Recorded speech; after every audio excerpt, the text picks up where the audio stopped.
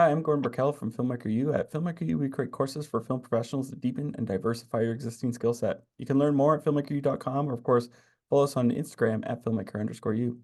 Every week, we interview a film professional to discuss their work, and this week I'm joined by Geoff Ashenhurst, who's recently worked on The Changeling for Apple TV Plus. Welcome to the show. Thanks for having me. I one of the things when I was looking at your bio is you actually originally studied like life sciences or sciences, I guess you could say, and then you sort of shifted into editing. How did that change occur? Like that's such a different area to be focused on. Yeah, that's a kind of a funny one. Um, that was probably mostly a product of me just kind of being sort of like somewhat naturally good at like math and science, I guess, in high school. Hmm. I mean, I wasn't like a savant or anything, but like I got pretty good marks in that stuff. And I think probably just like familial pressure to not go into something like film. It's certainly like a more secure kind of like life path to be like a doctor or something.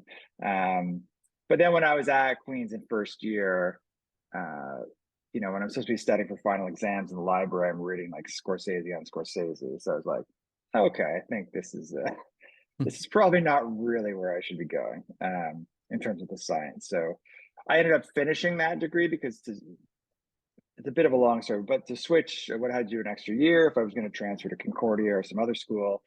And at that point, I just kind of wanted to like get out of school and like get into the real world. Hmm. Um, so yeah, I kind of got two pieces of paper from Queens in the end.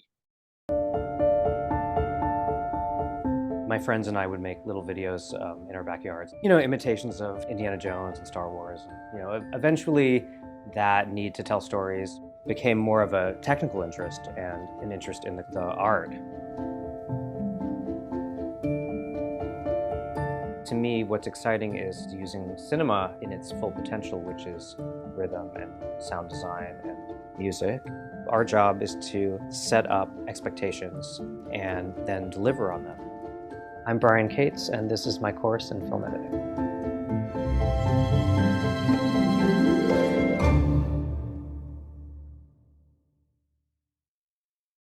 Now, the book, or sorry, the show, The Changeling, is based on the book. I'm wondering when you tackle a series or a movie or anything like that that's based on a book, do you go to that source and read it just to familiarize yourself, or do you like to stay away from it so that you can have fresh eyes? Yeah, I did stay away from it actually, as a choice. A lot of people I know have like read the book and really liked it. Hmm. Um, but I thought it would be useful just to sort of remain more objective, um, especially in TV, because so much of the writing, or really all of the writing almost, is done before you get involved as an Hmm. editor. Like the scripts go through so many stages of like studio and network approval, and there's all this back and forth. So, I kind of learned that early on in my career. It's like it's sort of too late to be coming to like it's not like a movie where you can have script notes when you Hmm. get hired and meet with the director and stuff. It's like they're probably not writing new scenes because the editor is pitching them, at that point. Like everything's kind of moving forward. Um so yeah, and I think there was some value because it's certainly with the Changeling, it's the nature of the story and the content is pretty. It's non-linear. It's meant to challenge the audience, and I think it was useful to not have that background because there'd be times when one of the producers would be like, "Well, it's because of this," and I'd be like, "I've never heard of that. Like, how would people know that?" So Hmm. yeah, I'm kind of glad that I didn't in the end. It's interesting that you talked about challenging the audience because one of the things that stuck out for me, and maybe I just I'm reading this a bit differently, but it felt like if you watch a traditional show, it's like here's the pilot that sets everything up, and then we're gonna follow the characters moving forward. But it felt like the first two episodes did the lifting to set up as opposed to just the first episode because it's they meet, they get married, have a child, and it's like now it's the repercussions and everything, and we're sort of going through that. Was that the intent, or how did you, because you worked on the first two episodes, so how did you guys sort of discuss that in the cutting room and make it work? Yeah, it was always by design. Yeah, it's definitely a bit unusual that way in that I mean, there's almost like a couple inciting incidents Hmm. for the story. Um, so yeah, you're right. Those first two kind of do pair together almost as an act one, if you will. Yeah. Um, we Episode two changed a fair bit in editing. Um, we borrowed some scenes that were meant for later episodes, specifically around Emma's story, Hmm. uh, just to kind of bring you on her journey more than was maybe initially intended, to kind of to let the audience in a bit more Mm. as to like what was happening. Um, so there wasn't as much mystery behind. I mean, there was still a lot of mystery. At one point, there was even more. Oh, Um, interesting. yeah. So that was an interesting process. And it was also to bring in more genre as well. Um, that was one of those things you don't really know till you're in there, I think, as a creator. But once you watch it, you're just like, especially with the promotional material, like there's audience expectations for Mhm. what they're going to be seeing. So, we kind of boosted that uh, specifically in episode two. Well, and we can cut this out if you don't want to mention it, but was it the part where they show Emma with the fire and her misremembering it, or? No, that was always in there. Okay. That was always in the original script. It was more the stuff with her being um, sort of stalked, I guess. Yeah. Yeah. Sort of like the psychological game that was being played with her. Hmm. That was sort of suggested, but wasn't shown to the same extent. Interesting. Um, yeah, so there was just kind of this sense that Emma had something had happened to her and she was changing, Hmm. but it was more from Apollo's perspective. So you didn't really understand. I mean, you really didn't understand it, what was happening Yeah. to her. So yeah, that was kind of the main reason. So you mentioned how um, you're challenging the audience with time shifts and things like that. But because you had that, did that also almost, I don't want to say become freeing, but give you more room to experiment in the editing room in terms of moving timelines around or where certain past and present appear? Yeah, definitely. Yeah, that was one of the fun parts for sure with the show. Um, it was largely in the scripts already. Hmm. That was always the intent to move around. Um, and in some episodes, we probably ended up moving around the same amount that was in the script, sometimes less and sometimes more too. But kind of would really depend on the episode. But yeah, it was certainly freeing that was just baked into the DNA of the show that it was nonlinear and was going to move around through time. So now, what would you say was one of the more challenging scenes for you to cut in this series? Hmm. I would say one of the more challenging ones was in episode 8, the descent down the cliff. Hmm. Um, and part of that was technical because he had to shoot that at 3 different locations on like 3 different times. So like there was the top of the cliff, the actual cliff, and then stuff at the bottom of the cliff. So uh, getting all that to line up and have the right tension and feel connected all the time was had some challenges for sure. Um, uh, that was one that jumps out to me. Um, what else? It has been a while.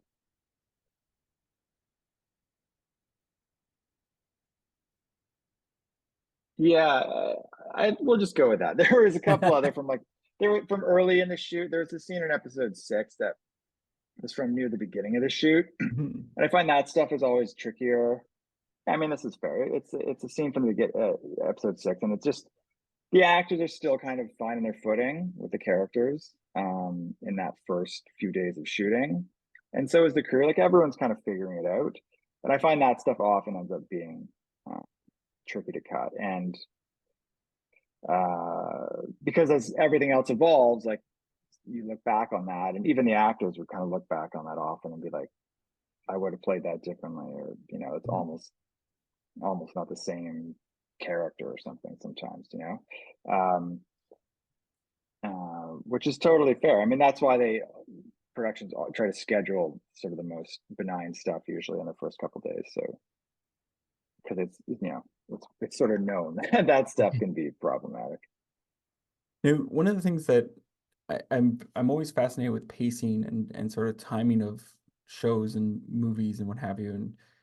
And this one has, and I don't want to call it a slow pacing because it's intentional to build the tension, but I'm wondering how you sort of, when you're editing, you might come from a show that's very like fast paced, and then you have to shift to something like this where it's much slower and drawn out specifically to build the tension. Like, how do you, as an editor, sort of get into the mind space of the pacing, or get into the sort of tone, I guess, or the feeling of the pacing for this one?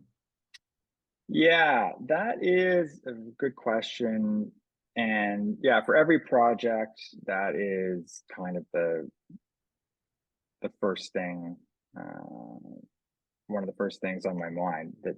And it's really just a find about trying to get inside the head of the director or showrunner, like depending on the nature of the project, as much as you can, and to talk about references as much as you can. Like in this case, Jonathan Van Tulleken, who was a producer on the show, but also directed 2, 3, 5, and 6, I believe. Yeah. So he was the first director I worked with, and so it was great to meet with him and everything before we started shooting. And his broad reference was like Barry Jenkins meets 70s horror, and the Underground Railroad and Moonlight specifically. And that kind of just clicked enough for me. It's like, okay, I can understand that. And I watched some of that stuff and it was useful too. Versus another show that I did, it's kind of right after the Changeling. It's a show called Cross for Amazon, and that is a detective thriller show, and it had the pace was a lot faster. Mhm. And my first cut was definitely a little too slow for the pace of the show. But then, the producing director, we just looked at it, we just had a quick chat about it. I was like, right, okay, got it. And then it was kind of smooth sailing after that. We just didn't have the same luxury on that show to be able to meet in advance and talk about Yeah. it to the same extent. So yeah. Well, And that's the other thing with TV. Sometimes the director you're working with, their taste may be a little different than the showrunner. So, it's kind of filtering through that, and, they're all yeah. settled out in the end. Probably one of the smartest things I've ever done for my career. It gave me all the tools that I needed to be able to jump into a new career. Getting myself into a mindset, thinking like an editor, and being around people that I can talk to on that level was really invaluable to me. A lot of the things that I learned from that class, I still think about. I loved the classroom. I loved the computer stations. We built a sense of community. And it also instills a lot of confidence in you to take that and go out into the world. After I took the class, I felt very prepared to take the next step. I owe Manhattan Workshop the career that I have right now. Things have been going great, and I really have the Manhattan Workshop to thank for that. So how did you work with, I think it's Kelly Marcel is the showrunner, to get the tone of the piece? Because it is like a sort of I don't even know how to describe the tone, but it feels like a heavy presence over the film or the show. Yeah. Kelly was a very generous collaborator, in that she just gave you a lot of space creatively to work. And our composer, Dan Deacon, was really helpful with that as well. He gave us this whole library of work that he'd done for other projects prior to this. And then he started writing some stuff early on in the shoot. So he would just give us like sketches, just like music he would send to her, and she liked it, so she'd pass it on to us. So that kind of stuff helped guide the tone as well, because she had signed off on it. And yeah, music is just such a strong influencer of kind of the emotional vibe of the show. So that was a big one. And then it was just kind of, kind of trial and error, just like putting stuff forward, showing her stuff, trying different stuff, taking some chances, and it's, she either liked it or she didn't. Yeah, and in the same way that she was sort of very generous creatively with the editors, she was with the directors as well. So, Jonathan was the first director I worked with. So, and being a producer on the show, he was quite like closely aligned with Kelly as well. So she put a lot of trust in him to steer the ship that way. So by the time our cuts got to her, he and I had worked on them closely, and yeah, it was already in like the wheelhouse. And honestly too, she was like, for episode 2, when I alluded to us moving, using scenes from a later episode, I think we'd showed it to her kind of, we'd done a little bit of that maybe, or maybe not even done it yet. And she was like,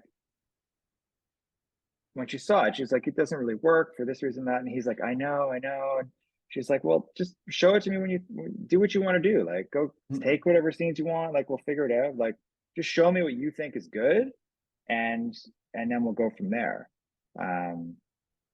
So we did, but that was just an example, like her trusting him and me to just try to make the episode as good as we could. And even if it was kind of cannibalizing some other episodes, like a lot of showrunners would not be okay with that. They'd want to be kind of lockstep through that process of borrowing scenes. But yeah, she was great that way. I would love to know, like, when you get on a show like this, how do you like to approach an episode? Like, how do you like to sort of first tackle it and start to get it, molded, I guess, towards its final look and feel? Yeah, I mean, it's just sort of building it kind of like brick by brick, scene by scene. I find that process to be, it can be a bit of laborious sometimes, like it's because once you have like multiple scenes together, that's when I find like the magic starts to happen a bit more, and you start figuring out the rhythm and the flow and how transitions are going to work.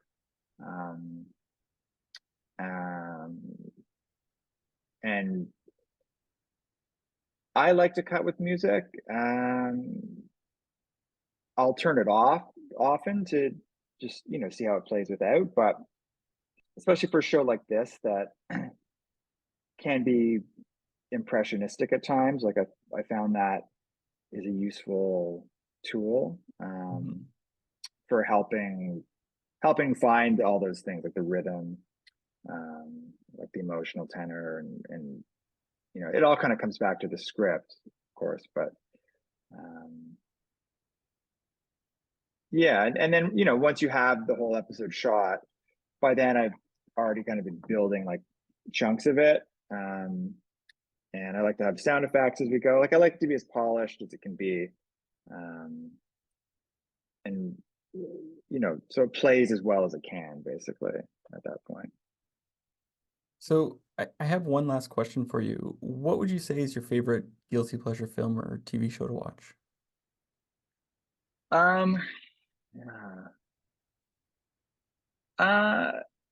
It's funny. I don't know. I haven't worked on a lot of comedy, but I do like watching comedy stuff. Like I was watching Brooklyn Nine-Nine. We kind of watched a bunch of that with my daughter recently, Mhm. and you know, it feels weird calling it guilty pleasure because it's such a great sitcom. Mhm. But I guess maybe it would fall under that category. Well, that one works. Yeah, So, well, thank you so much for letting me interview you today. my pleasure. Yeah, thanks for having me. And that's it for this week, everyone. Make sure to check us out at filmmakeru.com or, of course, on Instagram at filmmaker_u. I'm Gordon Burkell. Thanks for watching.